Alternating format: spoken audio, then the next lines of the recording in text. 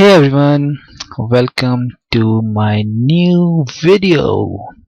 Hell yay! Okay, so first of all, I would like to thank you everyone for your likes, for your support, for your subscription, and most of all for your time to watch my videos. And I hope you get something from it. I hope that these were helpful to you. And so I'm also very sorry that I couldn't add voice on my previous videos. I didn't have a mic. I have now, but it's not really very good, but it will do the work. Okay, so in this video what I'm going to do is doing the same thing that I did in the previous video. I'm trying to fix my topology and edge flow. As you can see, my edges were not flowing nicely.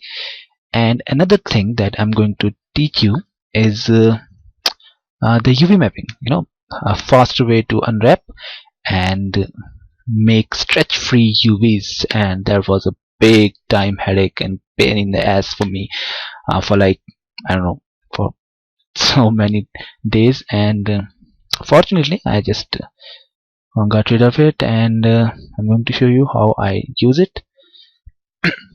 So this video took me some time, and the reason is that I was developing a new workflow. Basically I included Substance Painter that will be that's for texturing, not will be that for texturing part. And the reason I'm using Substance is that I used to make concepts previously and use texturing work and do texturing work in Photoshop after I have rendered the piece, and that was like a cheat. It's not like actual texturing, it was just like a post-production work. So I tend to avoid it now because I want to make some real textures. Okay, so I wanted to find out a workflow that is fast and that is efficient, and I didn't want to lose my time doing UVs and all the stuff, and that was pretty hard to me, and like I really struggled a lot. But fortunately I find something that is really interesting, and that's what I'm going to show you. And that's the major part of it. UV mapping is like the most important part of texturing, so and doing it well is very important. Okay, so I'm doing here right now is just like stitching the vertices and deleting the edge and trying to fix the topology. So basically the technique is same. I have to just use slice curve and do some stitching the vertices, and then adding, or no, not adding, but deleting the edges, sometime adding as well, but you add them with slice curve. Okay, so it's not about, basically it's not about the technique, because technique is very simple. Just use slice curve and stitch and delete. That's all you have to do. But what you need to do understand is how to correct your edges and how to make them look better. Okay, so it's hard, to think about it. It's really hard. First thing is that you have to understand the flow of edges. By meaning flow of edges, I mean sorry, by saying flow of edges, my English is literally, I am not really a good speaking person here. I'm just like an ordinary guy, so pardon me for my language and for my accent. I don't know, I'm trying my best, and this is my first time uh, doing such voiceover on any video or anything like that. I've talked on phone, I don't know, but I am never really recording my voice, so it's kind of like strange and kind of first time experience, so pardon me for that. Okay, and excuse me if I make mistakes. So yeah, so I was saying that you have to understand what topology is actually. So topology basically is the flow of edges, how edges are flowing in your geometry. Okay, like you want edges to go in a very specific manner, like you have to go it around the geometry, or you have to go it like straight towards the geometry, and there's many ways, you know, to do it. So you have to first find out what you want, okay, before actually retopologizing anything. You have to find out how you want that the edges to go. So right now I want the edges to go this way, like they are going right now, as you can see. So that's it, that's what I wanted. And you have to, once you figure out that, once you figure out that okay, my edges are going to be that way, you will be um, very will be very sure about how you're going to approach that thing, okay. And that's the point where you use all the technique that I'm showing you, and this is quite simple, you know, just do things like crazy, just go with the flow, nothing else. And here I did something terrible, you know. I just inserted the edges there, support loops, and I forgot that I have inserted them, and I was trying to fix it, and I was like, what the hell, man, why isn't it working out? And now I realize, oh man, I have inserted those edges. Okay, fuck me, what the hell is that? Okay, screw it. Now that was simple, just had to bridge those two vertices and stitch that point, and that's it. That's easy, you know.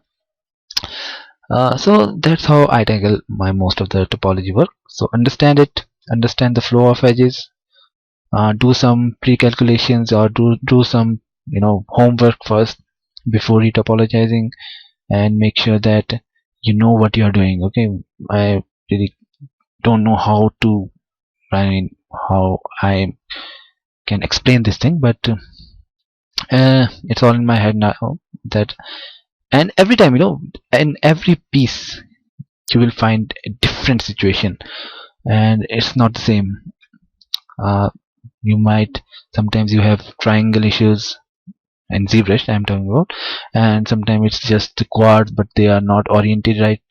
So that's it, and I'm done with it. Now I'm just doing some testing and dividing the mesh, seeing how it is looking. That's it, that's just it. And when it's looking fine, I'm just happy, and I will continue my process.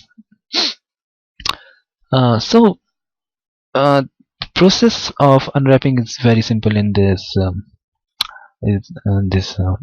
sorry, in ZBrush.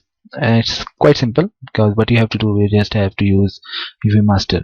So but what's most important is that you need to understand how to do it right. So it took me some time, and I found out what I was doing wrong. The problem with my previous workflow was that I was using creasing, which should be avoided when you are unwrapping, because it will cause some stretching, and it always causes some stretching, because for me it was really terrible when I used creasing.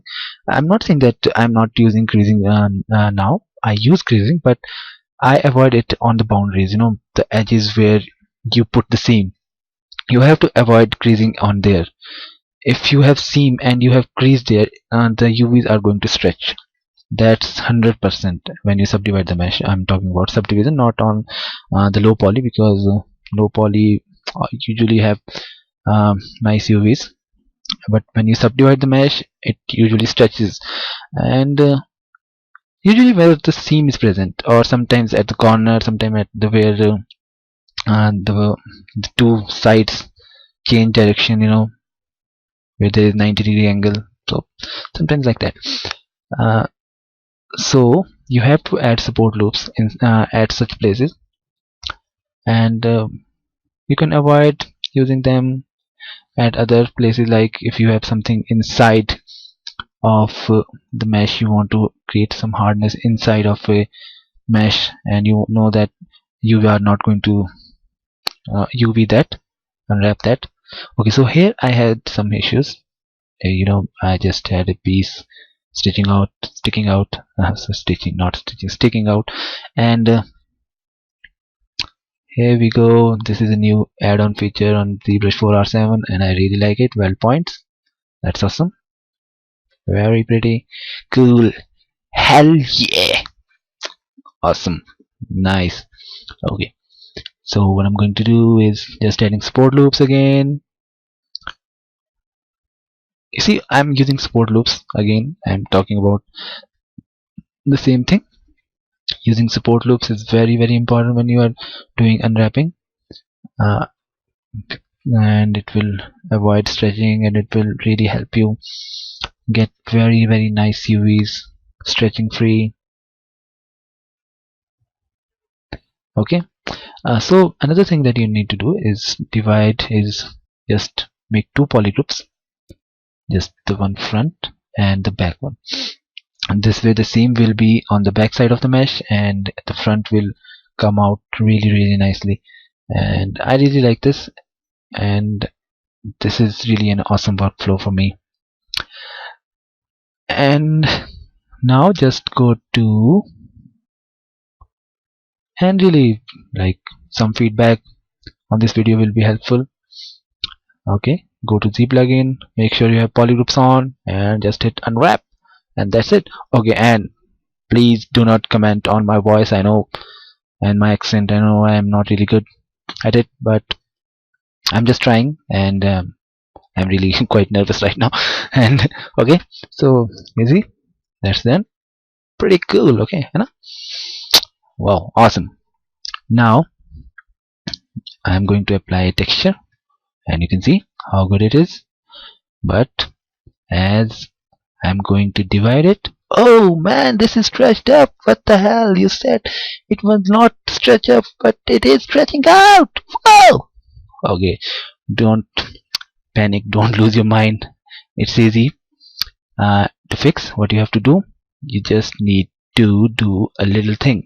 You have to turn on this smooth UVs button here. Okay, nothing happened, I know. And then apply the dynamic subdivisions, and just click the other button, re-UV, and it will, oh awesome man, yo bitch, that's cool. That's what I'm talking about, you know.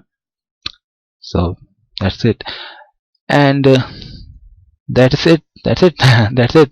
Okay, the video is over, and I'm really thankful everyone, and please keep on subscribing, keep on watching, and giving me feedback. I really enjoy your feedback, and hopefully I'll try my best to get a good voiceover next time.